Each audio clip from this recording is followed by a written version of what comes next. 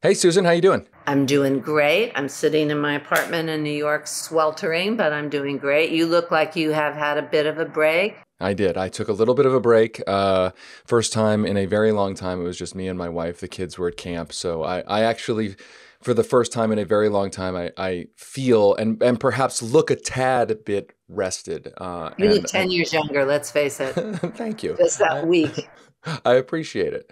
It has been a stressful week. I tried to not look at the news over the past week, but it seeps in, and it's been incredibly stressful all over the world. The climate crisis, all the things that you and I discuss so often when we chat. And for folks who don't know, Susan is one of my favorite people in the whole world. One of my inspirations, and I'm not sure I've ever mentioned to you that Susan and I first met in 2000, I think it was 2002 or 2000, early 2003. You don't remember it. It was at an anti-war rally, an anti-Iraq war rally. I was reporting my book, and you were there, and you were speaking at the rally. Tim was there, and Sean Penn was there, and a whole lot of people were there. It was thousands and thousands of people. So that's when I first actually met Well, you. But that's funny. I didn't realize that. yeah, way back. Um, Listen, I, over the break, I actually broke my rule and I checked Twitter for like a second. Okay, fine, more than a second. And at one point, I believe last week you were trending, um, and I sort of and I got in trouble with my wife for tweeting this. She was mad that I tweeted anything. She didn't want me looking at Twitter, and I tweeted something to the effect of. I just checked in from my vacation to see that this website is still as insane as ever. I pointed to the fact that you were trending. Not that you don't deserve to trend for all of your great work, but you were clearly trending for the reason you mostly trend of late, which is to say that liberals blame you anytime the Democrats refuse to do anything or anytime actually anything bad in the world happens.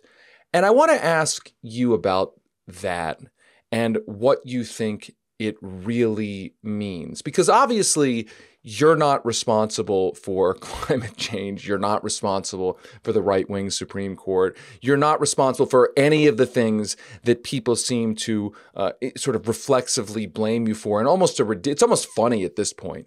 But what I think is not funny is what is at the root of it. And I want to know from you what you think is actually at the root of it. Well, let me just preface this by saying that here we are in undoubtedly the greatest existential crisis for our species that has ever existed, brought about by these huge corporations run by these little tiny greedy men who have managed to completely change all the systems in terms of any kind of accountability or even taxation.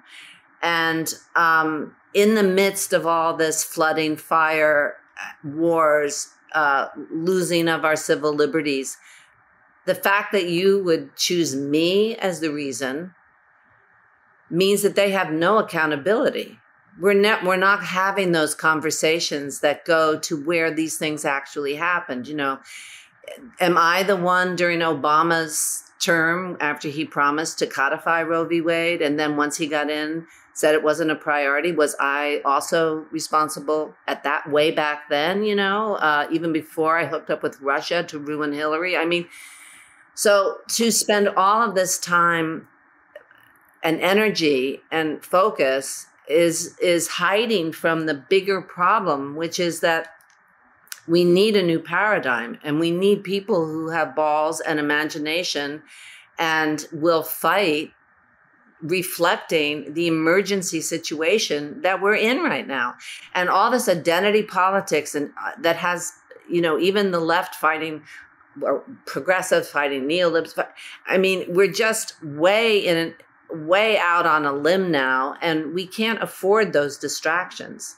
We also in the United States seem to we have such a narrow view of what's happening with the rest of the world. And that's thanks to our media, that's not really reporting on all these millions of people that are in the streets, the farmers that are in the streets, in Sri Lanka, what happened, And so we've been brainwashed into thinking that we have so little power. And not only we don't have any power, our president doesn't have any power. He can't. What can he do? He's doing the best he can. What can he do? Just keep Manchin on his committee, give his wife a job. I mean, what can he do? So we're not even holding them responsible. I mean, and I think, look, I think obviously people blaming you, the reason I say it's funny is because the good news is, I think among many people, it's become almost laughable. And I think it's so obvious that it's an effort to not deal with the here and now, to not deal with the root of the problem. That's why it's important, because I understand, if I suddenly had to look at Bernie, who I really respect for so much that he gave, and for so much that he gave me and the opportunity to travel around the United States for 2 cycles and to really talk and listen to people and really regain my faith in America and what's possible, and to see people that from so many diverse people who had the same interest in this, who just wanted to help their fellow Americans, for me, restored my faith in America. So I have a huge debt of gratitude to him. And a practical one, and the fact that he's been so authentic, and that restored my faith in actually having a purpose and if someone told me that, something horrible about him, I understand how difficult that is to accept. So if if all of your politics is a kind of team-based politics and not policy-based politics, and someone in your team may have betrayed you by taking a lot of money and actually not doing so much, or actually, the kids are still in cages and oh my goodness, who's benefiting from those contracts? You don't want to follow that down, because then what do you have? People are so worn out. They just want to break. They want someone to believe, and they want to believe that somebody else is taking care of it, but it's not working. There's nobody that can tell you that the system that we have now, and the corruption that it has, and the people that are at the top that supposedly are on our side, and by that I mean the side of humanity and the future, are doing their jobs, and it's not working. Nobody can tell you it's working. It's not getting better. It's getting worse and worse and worse and worse. So that's a big thing to deal with, right? Psychologically, that's a huge thing to deal with. People tell you to vote, you vote, and it gets worse. That's the democracy crisis. I mean, to my mind, that's the big democracy crisis. That there's obviously the January 6th and the Trump movement as an assault on democracy, but the real democracy crisis underneath it is people keep voting for change and keep getting more of the same. And there's a colonization of imagination that's going on. There's a colonization all over the world that's just pretends to be helping people out, the Monsantos of the world or whatever. We're getting to the point where we don't have soil. I mean, just the basic water, air.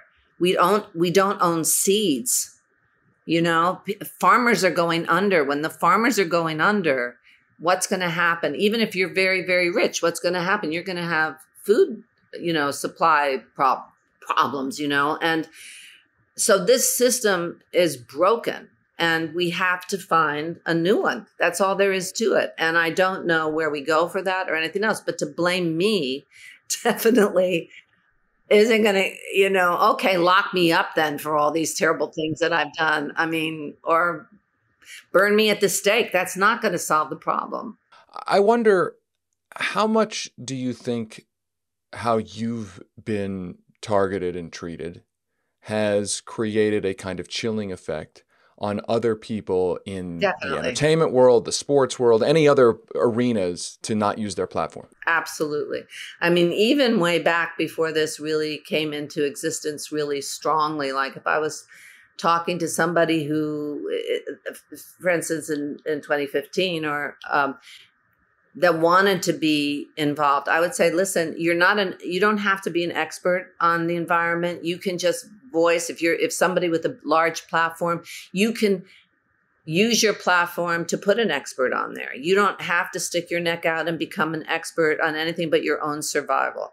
But you can say you're concerned. You can talk about your feelings. You can talk about your confusion. You can talk about, and somehow and be sincere. And I think that that was the safest thing you could do. But now you even poke your head out, and the next thing, I mean, this is why if I have information, I put it out, I don't put it out with my opinion. I just retweet it or put it out, because the minute I I say anything, then it becomes about me, and oh yeah, well, it's easy for you to say, you're a rich, it's your fault, blah, blah, blah. So then it gets off all the information. So I'm even very careful of not expressing an opinion, but just putting facts, and not trying to be bitchy, and not trying to answer bitchiness with bitchiness.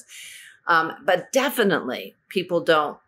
I mean, so many people have come up to me, all kinds of celebrities, and said, I wish I just cannot. I cannot. And some of them have been actually, during the primaries, warned by the DNC, have actually had conversations saying you cannot say that, or don't even mention Medicare for all. If you want to say anything, maybe you can say healthcare, but do not go to Georgia and say Medicare for all. We don't say that. Have there ever been moments, whether during the campaigns or even of late, where in your quieter moments you've heard your internal monologue say, what am I doing? Why am I bringing? Why do I do this? Why do I speak out? Like, it's just not worth it. I'm sure you've heard it from folks in and around the entertainment industry, wondering, why do you bring on the trouble and the attacks? They just distance themselves and kind of don't look you in the eye. I've not had, I mean, I've seen online a lot of women during the Hillary thing, that were other celebrities, because of course everyone was pretty much everyone was on Hillary's part of that movement. And at that point, people did come up to me, but I think I was talking to someone, he will remain unnamed, but he's an activist, and he's a very, very brilliant guy, and he's a movie star, and he is very learned on the environment and has done so much to try to get information out there and everything. And it to the cost of some time with his family, to the cost of, just this attack that's just always right here. And we were having lunch, and he just looked at me and he said, "Why does it have to be us?" And I think you do have that feeling like, can't somebody else? I mean, this is why Bernie ran. Nobody's doing it. He's like, and the problem is, once you become a focal point to receive information, and I'm talking about information that's not mainstream media information, that the mainstream media, like the whole Stephen Donziger thing that couldn't get, Exxon and that no one would cover. The New York Times wouldn't cover it. That their lawyer was part of the problem, handles Exxon. We covered it. Of course you did. Right. You covered it. But even I did a piece for the Post, the New York Post, and they called me later and said, we can't run it. So when you have that happening, you feel a certain kind of pressure to help people be informed, not to tell them what they should think, not to offer solutions, but they should at least know what's going on. And and it scares me because of the deplatforming that's going on, all the censorship that's going on, the algorithms, the Patreon money being taken from the independent media that's came up during the primaries, and is, and you see covering questionably in a different way, Ukraine, for instance, and then all of a sudden they're gone. And that's scary. That's really scary. So if, there's a way for us to get information to people, that's all I'm trying to do. But definitely, I know that it becomes also difficult sometimes for my family, when they started targeting my kids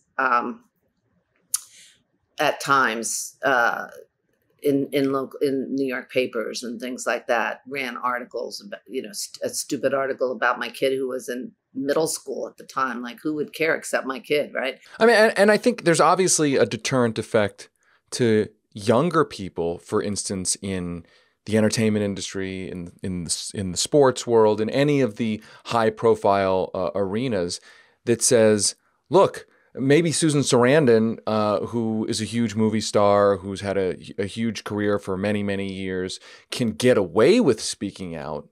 But if you're an up and coming actor or actress or sports figure, and you're thinking about speaking out, the potential punishment for that to the work that you do could be sort of career threatening. Like it could be, oh, you're not yet a big movie star. You speak your mind. You're never going to have a career. No, that's very true. And I really respect the younger, especially it seems like the environmental young people that have really been risking so much, because you're absolutely right that one of the advantages of being my age is, how many bridges are left to burn. And I think one of the things that has made a lot of people who don't agree with me accept me is that I have a long-standing consistency in my life, and in spite of my career, and so people know that maybe they don't agree with me, but at least they know I'm sincere, and and they give me a few points for that. But you're right, and they're definitely, your management would tell you not to go there, but I think that I put all my faith in two things these days. That's the new union movement and kids. And especially environmentally, because they realize they've been screwed. They don't have any allegiance to Democrats or Republicans. They just are looking at policy. They're looking at their world. You need their student debt canceled. They need, access to clean water. They want a future. Things that they are entitled to, and they know they're not on the way to get those things. And so I think that when they have been organized, they do a very good job. And I think, so that's where my that's my hopes are with them, and with the workers around the world, because there's so many more workers than there are those few people at the top. But, as I said, we've been so brainwashed into thinking that we have no power and there's nothing we can do except every now and then vote for someone who lets us down. So let me ask you one final question here, which is, because I always ask this to our guests, what are you most optimistic about? I mean, you just said the labor movement, you just said young people. I mean, is that what you're most optimistic about? Was it what you saw on the Bernie campaign? I mean, yes. when you wake up in the morning, what are you thinking? Like, hey, things could go in the right direction. There are people who are identifying problems, and having seen what I saw working on Bernie's campaigns, I know that kind of community is possible. So that hasn't gone away. There doesn't seem to be anyone that's tapping into that in a way that is exciting people and, getting them out there. But I know that there are people who, when you say to them, find someone who doesn't look like you. What did he say? It was so moving. And tell me that you will be there for them. I mean, it was a powerful message. Fight for somebody you don't know. Yeah. And that's what we're going to need a whole lot of, and we're in short supply of right now. I think that's absolutely the case. I think that when this new system comes about, it's going to have to be focused around community, right? It's going to have to be local farmers, people cutting back on the transporting food clear across the United States, just very practical things that are going to have to happen.